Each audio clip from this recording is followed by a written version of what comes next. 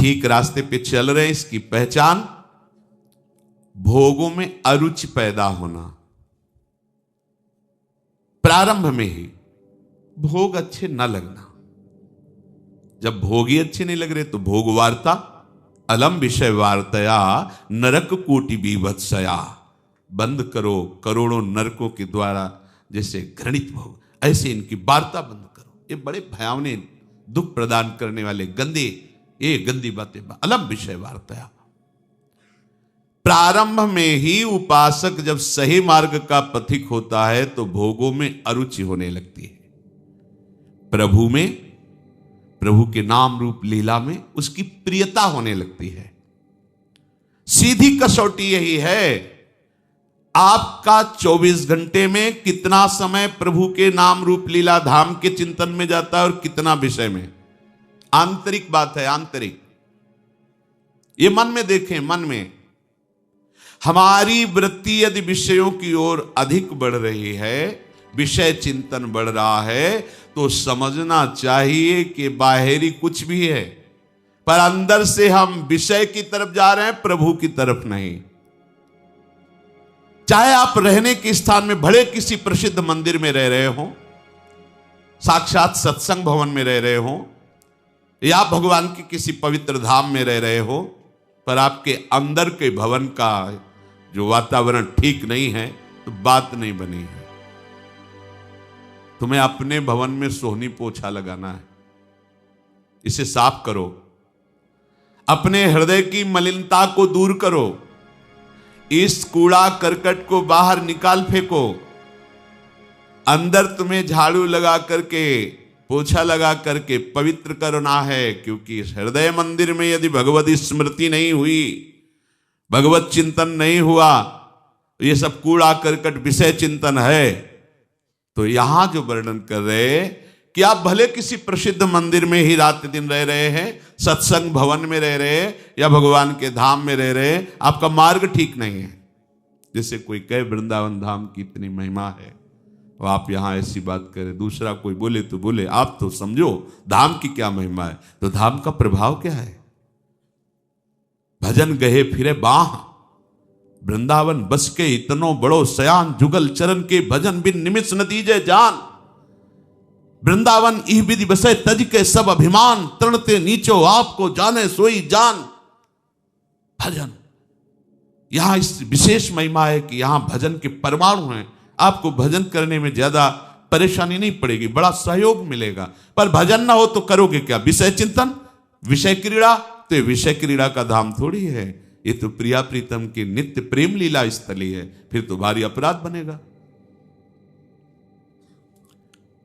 तुम्हारे पास कम समय है, ज्यादा विचार करने का समय नहीं कि क्या करूं क्या ना करूं। राग द्वेष युक्त पुरुष यदि कहीं भी रहेगा तो राग द्वेष ही फैलाएगा। एक एक वृत्ति अंदर से दूर करो।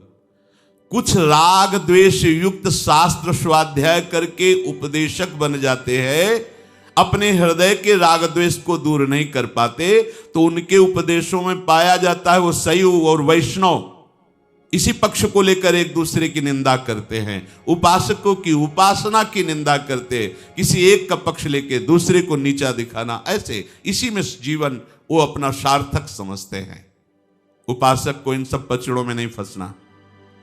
अपने मन को इस कसौटी पर कसते रहना है कि आराध्य देव की ओर आपकी कितनी अधिक से अधिक वृत्तियां जा रही है। यदि भोगों की ओर से मुख नहीं मोड़ोगे तो अभी चलना ही प्रारंभ नहीं किया, लक्ष्य की प्राप्ति कैसे होगी? अपने जीवन को प्रभु के सन्मुख कर लेने का मतलब है अंतर की एक एक वृत्ति से प्रभु का निरंतर चिंतन होना। तभी तो कह रहे अकल्मषम, निष्पाप हो जाता है। जिसने अंदर की वृत्ति को प्रभु के चिंतन में नहीं लगाया और बाहर से बड़ी मेहनत वाली सब अंदर से विषय चिंतन, तो कह रहे ये ऐसा ही हुआ जैसे कई लोग भांग छान करके नौका विहार करने के लिए नाव में बैठे विश्राम घाट में, और खेना प्रारंभ किया। भुजाएं तक थक गई, पसीना से लथपथ हो गए, किनारा नहीं आया। आपस में विचार करने लगे कि किनारा क्यों नहीं आया। परिश्रम तो बहुत कर रहे हैं, समय बहुत लगा, लेकिन राह तो पूरी नहीं हुई, अभी किनारा ही नहीं आया। तो उतर करके उसको सावधानी पूर्वक जांच की तो बोले, यार खूंटा से नाव खोलना ही भूल गए, क्योंकि भांग के नशे में थे। खूंटा से नाव खोलना ही भूल गए और पूरा का पूरा श्रम लगा दिया। बस ऐसी ही कुछ हमारी दशा हो जाती है जब हम अहमता ममता शरीर में लेकर, शरीर संबंधियों में लेकर, भोगों में लेकर के इस मार्ग पर चलते हैं। बहुत दौड़ लगाई और कितने 50 वर्ष, लेकिन हो कहां? बोले एक कदम आगे नहीं है। क्यों? बोले खूंटा से ही नाव नहीं। एक अहमता ममता ये जग में है दुखदाई, ये जब श्री जी की ओर लगे तो होत परम सुखदाई। तात मात सुत दार देह में मति अर्जय मति मंदा, हित किशोर को है चकोर तू लख वृंदावन चंदा। खूंटे से नाव ही नहीं खोली और वह 50 वर्ष की साधना। हाँ माना वो उसकी बाद में थक गई, खेते खेते पसीना आ गया, लेकिन एक कदम भी आगे नहीं बढ़े। क्यों? अहमता ममता का परिवर्तन नहीं किया। सुख का केंद्र संसार ही माना। भले साधन परमार्थिक दिखाई दे रहा है, लेकिन साध्य विषय चिंतन है, विषय भोग है, संसार है। एक कदम भी आप नहीं चले परमार्थ पे, चाहे जितना समय व्यतीत कर दिए हो। इसलिए यहां अवस्था को नमस्कार नहीं किया जाता, यहां स्थिति को नमस्कार किया जाता है। 16 वर्ष की अवस्था है और हजारों वर्ष की अवस्था वाले महात्मा खड़े होकर नमस्कार करते भगवान सुखदेव जी को। स्थिति गुरुदेव नारद जी अपने शिष्य 5 वर्ष के भक्त प्रहलाद जी की यश का गान कर रहे हैं, ध्रुव जी के यश का गान कर रहे हैं। अवस्था 5 वर्ष की, स्थिति महापुरुषों की। तो नारद जी गुरुदेव अपने शिष्य के यश का गान कर रहे हैं। अपना अधिकार, अपनी रुचि, अपने आराध्य देव में, विषयों में अधिकार नहीं, विषयों में रुचि नहीं। चाहे योग मार्ग के पथिक हो, भक्ति मार्ग के, ज्ञान मार्ग के, किसी भी मार्ग के हो, रास्ते अनेक हैं, पर वस्तु जो मिलनी वो तो एक ही है ना। अभी तक तुम ये तय नहीं कर पाए हो कि तुम्हें जाना कहां है। चल रहे हो, ये कहां जा रहे हो पता नहीं। वो हालत हमारी है। चल रहे हैं, भगवत मार्ग के पथिक दिखाई दे रहे हैं बाहर से, अंदर से विषयों का चिंतन, मान प्रतिष्ठा का, राग द्वेष का, छोटी छोटी अनुकूल प्रतिकूल परिस्थितियों में है। छड़े रुष्टा, छड़े तुष्टा, रुष्टा तुष्टा, छड़े छड़े। कहां के पथिक हो? परमार्थ के, परमार्थ के। भूल कर रहे हो, खड़े रहोगे, एक कदम आगे नहीं बढ़ पाओगे। आरंभ में साधक को 2 बातें देखनी ही होंगी। पहली बात, हमारा रास्ता ठीक है कि नहीं। तो रास्ता कौन? जो आचार्य, गुरुदेव और शास्त्र तीनों से मिलता है, उसमें संशय करने की जरूरत नहीं होती। आचार्य भगवान का स्वरूप, गुरुदेव भगवान का स्वरूप, शास्त्र भगवान का स्वरूप, तीनों की बात मिलनी चाहिए। आचार्य, गुरुदेव, भगवान जहां जहां उपदेश किए सबका सार है निरंतर भगवदाकार वृत्ति, प्रिया प्रीतम के चिंतन में। वो कोई भी नाम रूप की आराधना कर रहा उपासक, अपने आराध्य देव की तन्मयता ही सब शास्त्रों का सार है। निरंतर उन्हीं के चिंतन में लगे रहना, ये स्थिति चाहे ज्ञान मार्ग की, चाहे योग मार्ग की, चाहे भक्ति मार्ग। योग मार्ग में चित्त वृत्ति का निरोध करके परमात्मा में लगाना, ज्ञान मार्ग में चित्त वृत्ति को रोक करके अपने स्वरूप में स्थित हो जाना, भक्ति मार्ग में चित्त एक एक वृत्ति को कृष्णाकार कर देना, भगवदा का मुरारी पादार्पित चित्त वृत्ति। बात एक ही है। पहला देखना है कि हमारा रास्ता ठीक है कि नहीं। रास्ता चयन हो गया, श्री वृंदावन धाम, नौ निकुंज, प्रिया प्रीतम, उनके 8 पैर सेवा, उनका 8 पैर चिंतन, लीला गुणगान, अब हमें किसी से पूछने की जरूरत नहीं, रास्ता। अब रही बात चलने की, तो हम प्रमाद तो नहीं कर रहे। दो बातें आवश्यक हैं सबको अपने जीवन में देख। आपका रास्ता तय हो गया, यदि लक्ष्य आपने चयन कर लिया, चाल बड़े धीमी हो। तभी कई बार सत्संग में कहा चित्त का तो समाधान हो जाना चाहिए, अर्थात उपासक को उपासना और उपास्य देव के विषय में अब कोई जानने की बात नहीं रहनी चाहिए। हमारी उपासना क्या है, हमारे उपास्य देव कौन है, हमारा लक्ष्य क्या है, ये पक्का। अब दूसरी बात आ गई, प्रमाद नहीं करना। रास्ता तय निश्चित हो गया, अब हमें उसमें चलना है, प्रमाद नहीं करना। ये रास्ता इतना लुभावना है कि आसपास बहुत सुंदर सुंदर चीजें फेंकी जाएंगी और वहीं से गली बदल जाएगी। राई के सम चलत ही होत और क्यों, कठिन है रसिक अनन्यता। ये बहुत कठिन प्रेम में होता है। प्रेम का क्या होता है, अपने लक्ष्य में दृढ़ रहना।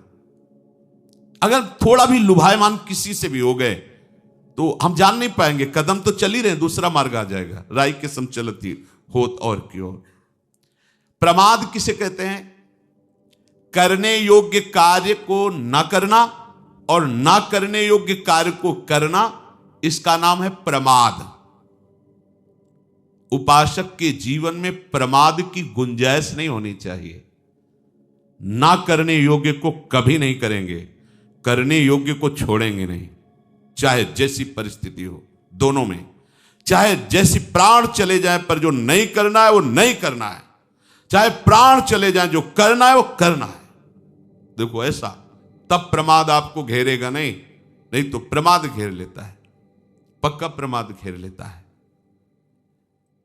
प्रमादी उपासक नहीं हो सकता, प्रमादी भगवत मार्ग का पथिक नहीं हो सकता।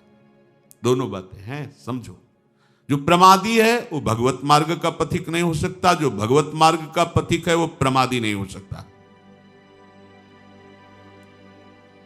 ये मार्ग ऐसा है कि ऐसे ऐसे बुरे लोग भेजे जाएंगे आपके पास कि वो आपको अपना परम हितैषी और मित्र अपने को अनुभव कराएंगे और आपको घसीट करके विपरीत मार्ग में खड़ा करके छोड़ के चल देंगे। सावधान, पहले से बताया जाता है कि इस मार्ग में ठग हैं, चोर हैं, आसपास से। आप अगर मार्ग से नहीं हटे तो आपको नहीं ले जा पाएंगे। पर ये ऐसे हैं कि अपना बड़ा प्रेम दिखाएंगे, आपको ऐसा लगेगा बड़े सुख प्रदान करने वाले हितैषी हैं, और जे ही आप उनकी तरफ देखें तो आपको पता नहीं चलेगा, आपको लगेगा मार्ग में चल रहे हैं। नहीं, वो बातचीत करते हुए आपका मार्ग बदला दिए, आप अलग हो गए। प्रभु की ओर बढ़ने वाला उपासक सावधान रहे। जो भगवद आश्रयी होता है उसको यद्यपि कोई भ्रष्ट नहीं कर सकता, पर सावधान रहे। साधन खूब करना है, पर भरोसा साधन का नहीं रखना है, भरोसा प्रभु का रखना है। जैसे आप पूछेंगे कि इसका भाव क्या है, साधन खूब करना, सदाचार से रहो, ब्रह्मचर्य से रहो, सत्य बोलो, किसी की हिंसा मत करो, पवित्र, बड़े ये सब साधन के अंतर्गत आता है। पर हमें भरोसा इनका नहीं है, भरोसा हमें प्रियाजू का है। तो इनको छोड़कर हमें गंदी बातें नहीं करनी, भरोसा इनका नहीं रखना, आचरण यही करने पवित्र। पर इसका अगर भरोसा कर लेंगे तो अहंकार हो जाएगा। भरोसा श्री जी का, और बात तो श्री जी की करुणा से ही बननी है। जो भगवद आश्रयी होता है उसे कोई भ्रष्ट नहीं कर सकता। भगवद आश्रयी उपासना करते हुए अनेकों विघ्न आएंगे, उन विघ्नों को परास्त करने की सामर्थ्य केवल भगवद आश्रय में होती है। बड़ा सूक्ष्म विषय है ये। साधना में, उपासना में विघ्न आएंगे पक्का। उन विघ्नों को परास्त करने की सामर्थ्य या उन विघ्नों से बचने की सामर्थ्य भगवद आश्रय से प्राप्त होती है। प्रभु का आश्रय लेकर प्रभु की उपासना करते हुए आगे बढ़ते रहो, कोई भी विघ्न तुम्हें गिरा नहीं पाएगा। जो प्रभु की उपासना के साथ प्रभु का आश्रय नहीं लेते वो प्रायः गिर ही जाते हैं। ध्यान दीजिए, जो प्रभु की उपासना साधना तो कर रहे हैं पर आश्रय प्रभु का नहीं है, वो प्रायः गिर ही जाते हैं, क्योंकि उनको अपना बल होता है। जे ज्ञान मान विमत्त तव भव हरनि भक्ति न आदरी, ते पाई सुर दुर्लभ पदादपि परत हम देखत हरि। जो अपने ज्ञान, अपनी साधना, अपने नियम संयम के अभिमान में है, वो ऊंचे ऊंचे पदों पर भी जाकर उनको भ्रष्ट होते देखा गया है। लेकिन भगवद आश्रयी, जो भगवद आश्रयी है, उसका गिरना नहीं होता।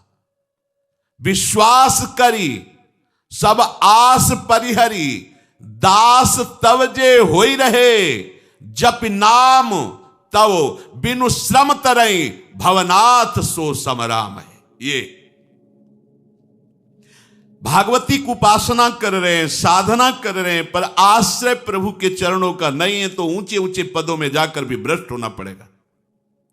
और विश्वास करी सब आस परिहरी, दास तवजे होई रहे, तो जप नाम तव बिनु श्रम तरही, भवनाथ सो समराम है। आह, हे नाथ, जो विश्वास करके अन्य समस्त भरोसा आश्रयों का, आशाओं का त्याग करके केवल आपके दास हो गए, वो आपका नाम जप कर अनायास सहज में भवसागर से पार हो गए।